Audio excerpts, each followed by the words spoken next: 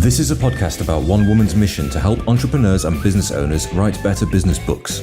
Each week, we tackle your writing excuses, because there are excuses too, and help you beat the blank page of doom so that you can write the book that'll grow your life and your business. Now here's your host, Vicky Fraser. Hello and welcome to the 1000 Authors Show, and it's just me, your host, Vicky Quinn Fraser, this week, because Joe and I forgot to do a podcast before Joe went away to Germany. He's gone to Aachen, which is near the Netherlands, which means that I am at home having fights with Bronson the tiny sheep because he is a tool. So it's just me, I'm sorry. And it's just a quickie one this week. I'm just going to start, as usual, with what I'm reading. I am currently reading Murder on the Orient Express by Agatha Christie. It's my first ever Agatha Christie book, I know. Don't know why it's taken me this long. I'm really enjoying it so far. It's a Hercule Poirot book, and it is, unsurprisingly, about a murder on a train. I'm enjoying it. It is good. And my non-fiction book at the moment, well, I've literally just finished, and I finished it in 2 days, is Do No Harm by Henry Marsh. I've just packed it for Joe for his trip away. It's so good. It is a memoir by one of the UK's top neurosurgeons, and it's just so great. My tutor, I'm doing an MA in creative writing, and my tutor told me to read it for inspiration for my final assignment for this year, and it's magnificent. It's fabulously told, really well written, really captures who he is and the fine line that top surgeons seem to straddle between being arrogant bastards and really, caring humans. It's very good. It's very funny in places. It made me cry several times, and also made me self-diagnose myself with a multitude of different and interesting brain tumours. So there is also that. But yes, this week we are talking about... So I was actually not going to do a podcast this week because Joe and I had forgotten. I was like, I can't do one on my own because I'm really nervous. That was me unzipping my hoodie because I am really nervous and I'm very hot. And so I was like, I'll just wait until next week. People won't mind if I don't do one, and I'm sure you wouldn't. But then during Power Hour, one of my Team Moxie members mentioned that she'd listened to last week's episode on Vanity publishing, and she had a story to tell me. And so it gave me the rage. And so I'm just back with a quick follow-up to that and Vanity publishing and traditional publishing.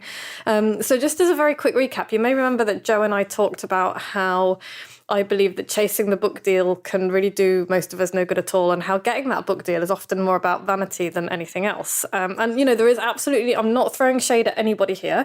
We have been conditioned to believe that a book is only worthy, air quotes, worthy of publishing if someone in an ivory tower has deemed it so. And that is simply not true. But we went over all that last week. And also, if Penguin comes knocking on my door, I'm certainly not going to say no to them. I mean, they're probably not after what I've got to say in this episode, but whatever. But yeah, this week I've got a little follow-up and a big message to the traditional publishing industry to just do bloody better. Do better. Because my Team Moxie member sent me a message after listening to episode 302 to tell me about her friend who has had a few books published with a big name publisher. You will definitely have heard of this big publisher. You will probably have many books on your shelves with their name on the spine. And her experience, so this writer who has had books published with this big name publisher, her experience of that particular publisher is that all of the editors there are exactly the same. They are white, upper middle class, 20-something women with an English literature degree. And apparently they all air kiss. That's the thing that they do, they air kiss, which cracked me up. So, the publishing industry is still very whitewashed, very middle class, very... Anyway, but the meat of the story was that in this last book, this writer was asked to create a more inclusive character with a disability. The writer duly did so, and when they got the edits back, the editors told them that the character was too disabled and to make the character less disabled. And I don't even know where to start with this, so let's run through a bunch of problems I've got with this. Let's start with tokenism. Including a character just because somebody thinks they ought to be there is a problem. I don't know what this writer did. Maybe she did a really good job of writing the character. Probably she did. But most of the time when this happens, you end up with a character with a disability where the disability is almost the character itself rather than the character is a character who just happens to have a disability. And there is a big difference between those two things, right? People are people first, and it is perfectly possible to write a character with a life and a goal and a story who just happens to also have a disability, or who just happens to be gay, or just happens to be trans or black or Asian or an accountant or whatever. So, that shouldn't be the thing that the character is there for, People can just be living their lives. Second thing, I bet there were no authenticity readers. They are something, because if there had been, I suspect that she wouldn't have had the edits sent back with, this character is too disabled, make them less disabled. Authenticity readers are sometimes called sensitivity readers, which is a stupid term, because it's not that people who are othered are sensitive or overly sensitive, it's that the rest of the world is a damn fool and doesn't know how to write characters that aren't just, whatever is considered the norm in society at the moment. So authenticity readers are really important. If you are ever writing a character or writing outside of your experience, go and find someone and pay them to read who has got experience of what you've been writing about, and make sure that what you're writing about is authentic and non-offensive and not insulting and all the rest of it. Go find somebody if you're writing outside of your field of expertise. Third, which leads on to, we need to talk about white, middle-class, able-bodied, straight, cis people writing way outside their experience in the first place. And it's not that nobody should ever do that. I'm not saying that at all. But why aren't we getting more books from, the actual people themselves instead? Why aren't we getting more books published by traditional publishing who are not white, middle-class, able-bodied, straight, cis, neurotypical, We are still, in 2022, hearing about authors being pushed to change their names because their names aren't white and middle-class enough. This bullshit has got to stop.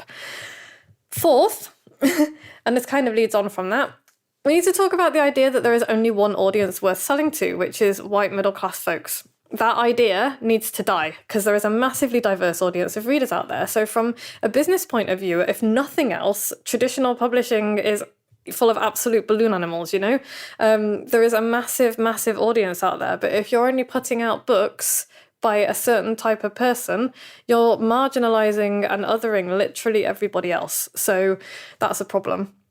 And fifth, the idea that even if the audience was only white middle-class folks, which it isn't, that those people would only want to read books by people who look and sound and live like them. That's patently bullshit, and it is also patronising. I love reading books from diverse voices, from people who don't look and sound like me, and so do most other people. Most of us don't really want to live in an echo chamber. Most of us want, we want interesting stories. We want to know a little bit more about people who are maybe outside of our experience. So we want these diverse stories. We want them from diverse voices, and they should be edited and commissioned by diverse editors, agents, and publishers. It's not good enough that people from all sorts of backgrounds only have access to a very narrow group of editors. It's very frustrating. So, once again, I am banging the drum of independent publishing because it is a long, hard slog to change institutions that have been around for hundreds of years. Don't wait for them. If you're listening and you are, on the margins in some way, if you are neurodiverse, if you are not white, if you are not straight, if you are not cishet, if you are anything other than what is currently mostly represented, yes, absolutely go after your publishing book deals. Absolutely go after them. But don't wait for the publishing industry to change. It is changing. It's not changing fast enough. And don't wait for them to give you permission to write your stories. You don't need anyone else's permission to write your stories. Go write them now. Do an amazing job, get them out there yourself. You'll do just as good a job, if not better, than the major houses if you get the right help and market yourself well. And there are so many people out there who can help, that are, you can pay for it, you can find it for free. There's a lot of information about it now. So don't wait to be given permission by the traditional publishing industry, because it needs to make changes. And that's my takeaway. Go write your story. The world needs more diverse stories.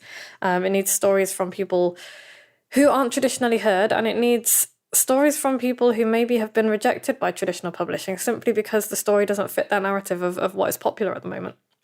So yes, thank you for listening to my short rant. It's a short rant this week, but I do think it needed to be said. So I just wanted to follow up with an actual real life story so that it's not just me being, it's not just me being ranty on the basis of nothing.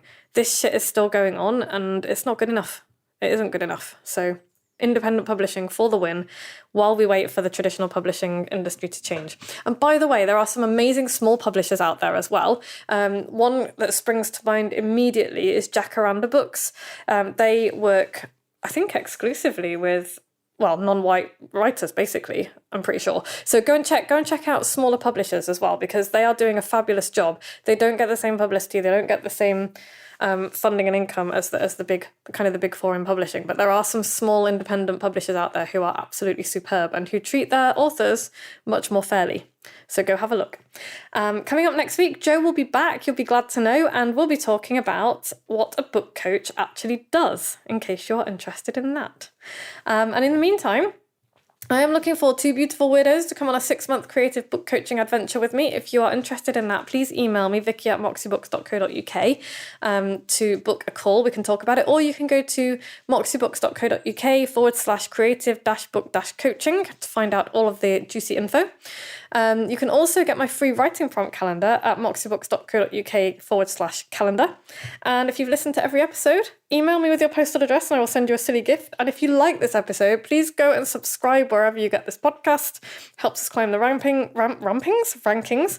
And please leave us a rating and a review, 5 stars, or however many stars you think it's worth, because it'll help more people learn more about writing books. Or you can share it. If you know somebody who will enjoy this nonsense, send them to moxiebooks.co.uk/podcast. Thank you so much, as usual, for listening. Thank you, Podfly, for being, as usual, wonderful editors. And thank you, Harriet, for being my wonderful assistant. And thank you, Joe, for always making this podcast with me. I feel a bit sad that this is the first one that I've made on my own without you or anybody else. It's a bit weird. Ta-ta. Thanks for listening. You can find links and show notes on the website at moxiebooks.co.uk/podcast, where you can also sign up for the best daily emails in the multiverse and find loads of free resources to help you write your book. We'll be back the same time next week with more tales from the book writing trenches and the latest on what the tiny sheeps have been up to.